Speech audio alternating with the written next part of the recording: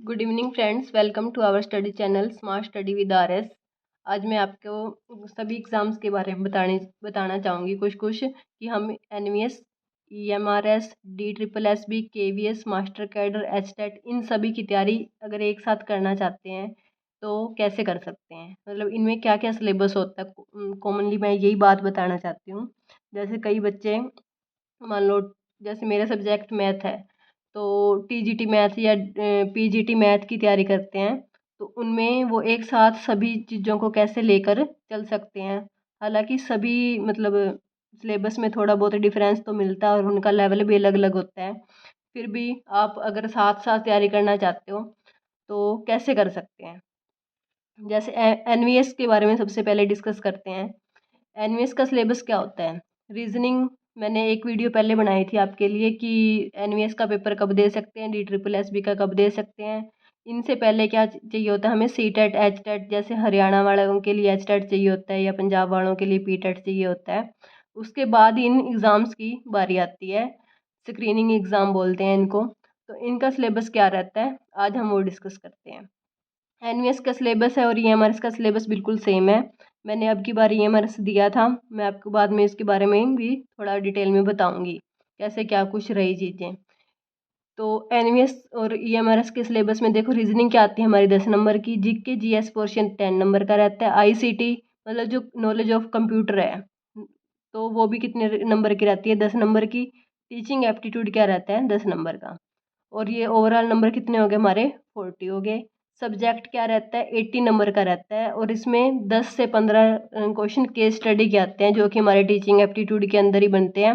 तो हम इसको टीचिंग एप्टीट्यूड को 10 से 15 नंबर और एक्स्ट्रा लेकर चल सकते हैं, क्योंकि इसमें 5 नंबर का क्या कहते हैं NEP के बारे में पूछा हुआ था, तो वो भी एक हमारा टीचिंग एप्टीट्यूड का ही पार्ट है।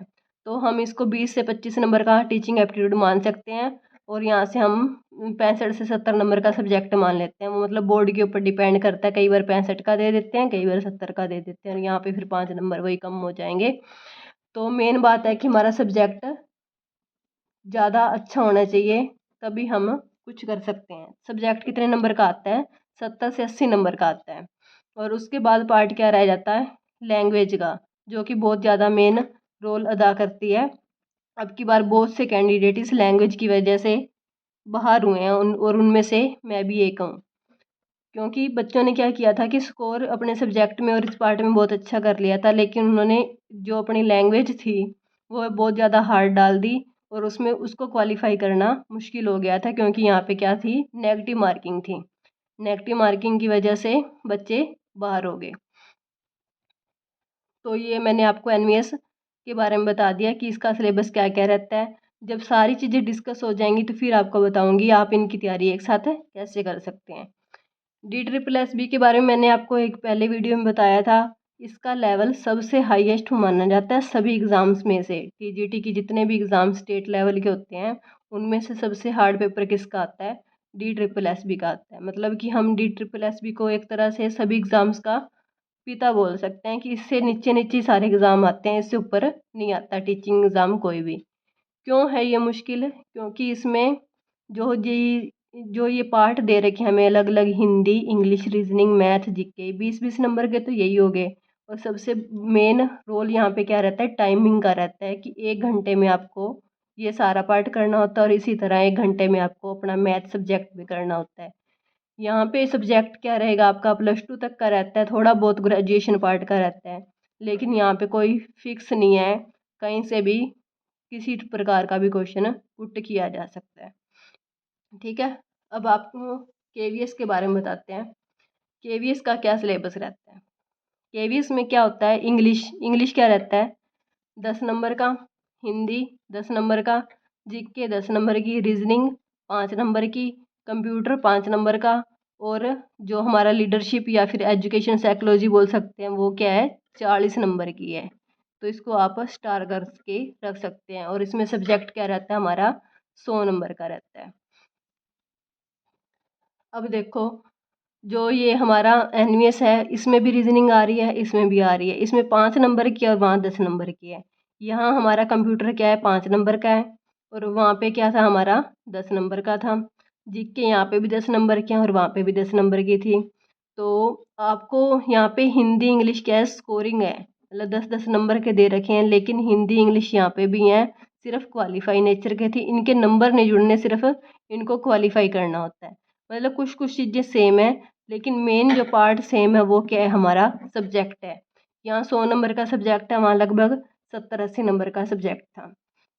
और सबसे अलग चीज़ क्या आ रही है इसमें, ये टीचिंग एप्टीट्यूड आ रहा है, जो कि इसके अलग से टॉपिक दिए होते हैं, उस टीचिंग एप्टीट्यूड के साथ का वो नहीं आता, क्योंकि इसमें ये लीडरशिप या एनईपी या इससे अलग बहुत सारे टॉपिक होते हैं। जैसे अभी मेरे को ध्यान भी नहीं आ रहे, मैंने पीआरटी का दिया था अब की बार, और उसमें मेरा स्कोर भी अच्छा बना, 135 प्लस बना, लेकिन बीएड को क्या कर दिया था, पीआरटी से बाहर कर दिया था, और कट ऑफ इसकी 128 के आसपास गई थी। तो मतलब मेहनत करके भी क्या थे, हम इसमें से बाहर थे, एक सिर्फ इसी वजह से कि हमने बीएड कर रखी थी और इसमें पीआरटी में बीएड अलाउड नहीं थी। और उसके बाद मतलब ये 2 पेपर तो आपके साथ डिस्कस हो ही गए, किस में कौन सा सिलेबस आ रहा है। उसके बाद आ रही है हमारे पास मास्टर कैडर की बारी आ रही है। मास्टर कैडर होता है पंजाब में, कहाँ होता है, पंजाब में। इसके लिए सबसे पहले तो आपको रिक्वायरमेंट फील क्या क्या करनी है, कि आपके पास 10th में पंजाबी होनी चाहिए, उसके बाद आपका पीटेट क्लियर होना चाहिए, ये 2 चीज़ें आपके पास हैं, उसके बाद ही आप ये पेपर दे सकते हैं। इसमें ना कोई हिंदी आएगी, ना आपकी कोई इंग्लिश आएगी, सिर्फ और सिर्फ आपका 150 नंबर का सब्जेक्ट मैथ ही आएगा, और कुछ भी नहीं आता है इसमें। इसमें क्या आता है, 11वीं 12वीं का मैथ आएगा, मतलब 11वीं 12वीं के मैथ के टॉपिक आएंगे, ना कि मतलब उस लेवल के क्वेश्चन आएंगे, क्वेश्चनों का लेवल अलग होता है। लेकिन और साथ में क्या होता है, ग्रेजुएशन के 10 से लगभग 10 टॉपिक ऐड किए होते हैं, ग्रेजुएशन के जो उन्होंने सिलेबस दे रखा है उसमें से पेपर बन जाता है।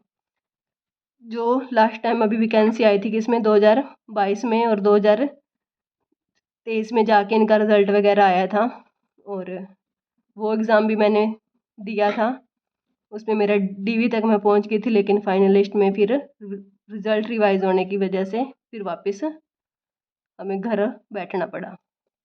तो इसका एक्सपीरियंस है मेरे पास, इसका एक्सपीरियंस है और इस पेपर का एक्सपीरियंस है, तो इसके बारे में मैं आपको अच्छे से गाइड कर सकती हूँ कि कौन सा पेपर किस लेवल का आता है, और कहाँ पे कौन सी कमी है, कि बच्चे को किन कमियों से बचना चाहिए। इसमें तो आपको सबसे पहले तो मेन बात तो जो एनवीएस में तो देखो इंटरव्यू होता है, वहाँ पे आपको इंटरव्यू की भी तैयारी करनी पड़ेगी, लेकिन ईएमआरएस में क्या था, इंटरव्यू नहीं था, तो इंटरव्यू की जगह ये वाला पार्ट कर रखा था इन्होंने, और इसी पार्ट में बच्चों को बहुत बड़ी हार मिली है। बहुत सारे कम से कम 50-60% बच्चे ऐसे हैं जिन्होंने ये पार्ट तो क्लियर कर लिया, जिनका सब्जेक्ट वगैरह सब कुछ अच्छा था, लेकिन उन्होंने इस पार्ट में आके इतने डिफ़िकल्ट क्वेश्चन डाल दिए, या मतलब पैटर्न चेंज कर दिया था, और उस वजह से सारा क्या बन गया, सिस्टम आगे पीछे हो गया। अब सर लास्ट बात रहेगी एस्टेट के बारे में बताने की। एस्टेट भी को मैंने इसी कैटेगरी में क्यों रखा है, क्योंकि एस्टेट का पेपर भी अच्छे लेवल का आता है, स्क्रीनिंग एग्ज़ाम की तरह ही आता है। अगर इसमें भी आपका सब्जेक्ट क्या आता है, 60 नंबर का आता है, अगर आपको मैथ से करना है तो 60 नंबर भी बहुत मायने रखते हैं। जिसका सब्जेक्ट अच्छा है, अगर वो मैथ से करना चाहता है तो ही वो इस पेपर को क्वालिफाई कर पाएगा, क्योंकि जो 90 नंबर का कॉमन पेपर आता है उसमें भी बहुत सारे आपके पास सब्जेक्ट हो जाते हैं, जैसे साइकोलॉजी होगी और जीके वगैरह, रीजनिंग, मैथ, ये चीज़ें आके 30 नंबर के मिलाएंगे, और फिर हिंदी इंग्लिश की साइकोलॉजी होगी और हिंदी इंग्लिश की ग्रामर होगी, तो बहुत सारी चीज़ें पढ़नी पड़ती हैं आपको एस्टेट के लिए भी। तो आपको ये सारा चार्ट होप सो समझ आ गया होगा कि हमें अगर टीचिंग लाइन में जाना है तो हम कौन से एग्ज़ाम दे सकते हैं, और किस एग्ज़ाम में कौन सा सिलेबस आएगा, और सभी की एक साथ तैयारी कैसे कर सकते हैं। तो मोटा मोटी आपको सबसे पहले अपना सब्जेक्ट स्ट्रॉन्ग करना है, उसके बाद इनमें से आप निकाल लेना कि जो कॉमन चीज़ें हैं जो हर पेपर में आ रही हैं, रीजनिंग मैथ हो गया, या आईसीटी है, या टीचिंग एप्टीट्यूड है, ये लगभग सभी पेपर में आता है, तो वो स्ट्रॉन्ग करना है। उसके बाद हर पेपर में जैसे 10-20 नंबर का आगे पीछे का मिल जाता है, किसी में क्या चीज़ ज़्यादा आती है, किसी में कोई चीज़ कम आती है, तो वो आप अपने हिसाब से जैसे वैकेंसी आती है तो उसके बाद तैयारी कर सकते हैं उन चीज़ों की। तो सबसे पहले आपको अपना सब्जेक्ट और जो कॉमन चीज़ें हैं सभी एग्ज़ाम में आ रही हैं उनको अच्छे से तैयार करना है। फिलहाल तो आपके पास DSSS की वैकेंसी दिख रही होंगी आपको सभी को, उनके ऊपर फोकस होगा। तो इसमें भी मैं आपको पर्सनल सजेशन यही करूँगी, सबसे पहले आप ये 100 नंबर का मैथ अपना तैयार करें। इसमें अगर आप 60+ स्कोर कर जाते हो और इसमें भी अगर आपके 60+ बन जाते हैं तो ही आप सिलेक्शन के नज़दीक हैं। धन्यवाद। बस ये इन्फॉर्मेशन देना चाहती थी। चैनल को ज़्यादा से ज़्यादा सब्सक्राइब करें, सपोर्ट करें और अपने फ्रेंड्स को बताएं।